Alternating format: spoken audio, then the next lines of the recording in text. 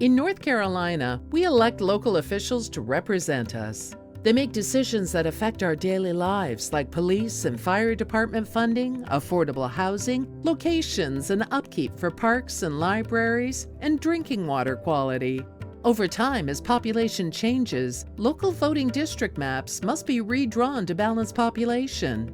This process is called redistricting, and it occurs every 10 years after the release of the U.S. Census data to ensure fair representation in voting districts.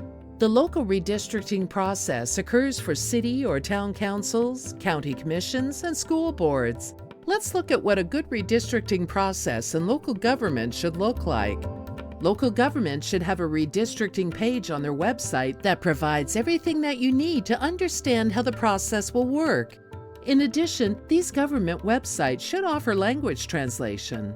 It's best when elected officials are not drawing district maps. Rather, a more objective process is achieved when coordinated by an independent committee, commission, or a consultant. Next, processes and rules should be established that will govern local redistricting, including criteria. Criteria are standards that help people compare and judge the fairness of districts. Criteria will always include equal population, contiguity, and compactness. This means districts have roughly the same number of people. Districts should be next to each other without space in between, and they should be in a shape that doesn't look like it's being drawn to purposely leave out an area. Adherence to Section 2 of the Voting Rights Act is required so that minority neighborhoods in a district cannot be split or diluted to prevent them from voting for their candidate of choice. Other important criteria include future growth, nonpartisanship, avoidance of incumbent pairing and precinct splitting so that proper representation of communities of interest occurs. A community of interest is a neighborhood, community, or group of people who have common concerns and would benefit from being drawn into a single district.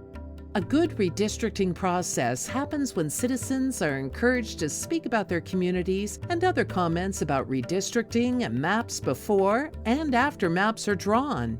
Comments can be about the shared interests of your community, what makes it unique, and why your community should be contained in the same district. Hearings should occur at times and locations that make it easy for people to attend and participate.